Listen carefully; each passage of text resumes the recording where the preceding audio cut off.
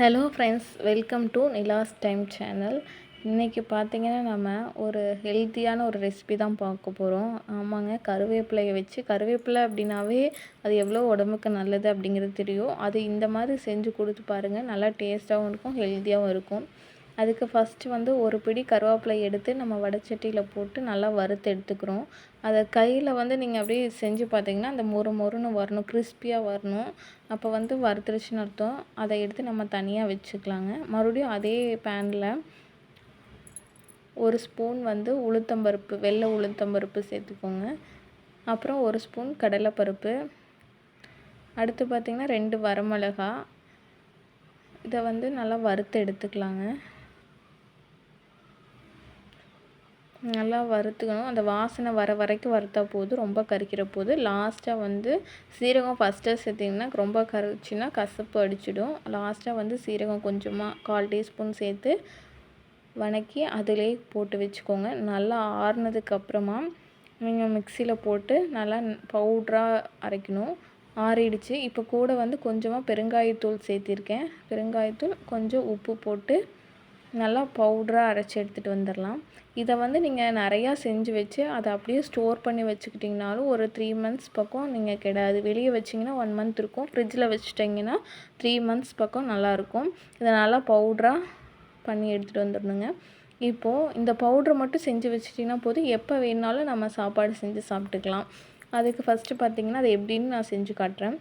First ஒரு வடைச்சட்டியில் எண்ணெய் ஊற்றிக்கிறோம். எண்ணெய் நல்லா காஞ்சதும் கடுகு போட்டு, கடுகு நல்லா பொரிஞ்சு வரணும்.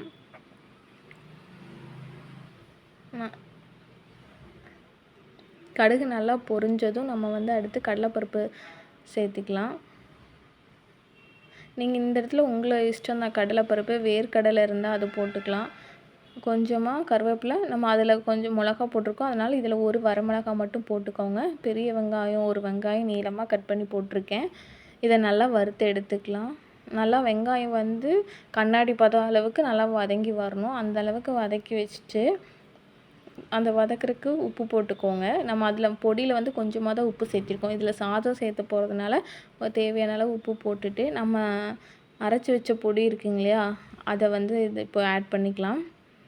ஒரு 3 ஸ்பூன், நீங்கள் எவ்வளோ சாதம் சேர்த்துறீங்களோ அதுக்கு தகுந்த அளவு பொடி போட்டுக்கலாம். ஒரு 3 ஸ்பூன் பொடி போட்டு அதை நல்லா கிளறி விடுங்க. ஒரு 5 மினிட்ஸ் நல்லா வதங்கினதும் அந்த வாசனை இதாகிடும். இப்போ நம்ம வந்து ஆல்ரெடி செஞ்சு வச்ச வெள்ளை சாதத்தை போட்டு நம்ம கிளறி எடுத்தோன்னா கருவேப்பிலை சாதம் ரெடி ஆகிடும். இது நீங்கள் நிஜமாக சொல்கிறேன், ட்ரை பண்ணி பாருங்கள், சூப்பராக இருக்கும். குழந்தைங்க கூட விரும்பி சாப்பிடுவாங்க.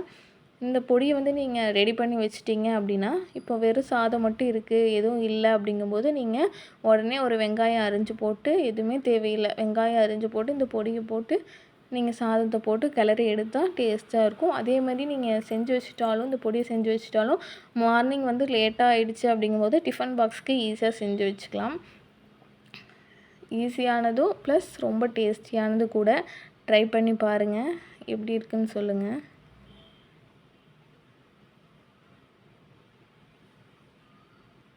உண்மையாகவே அவ்வளோ டேஸ்ட்டாக இருந்தது. நீங்கள் செஞ்சு பார்த்துட்டு எப்படி இருக்குன்னு மறக்காமல் கமெண்ட் பண்ணுங்கள்.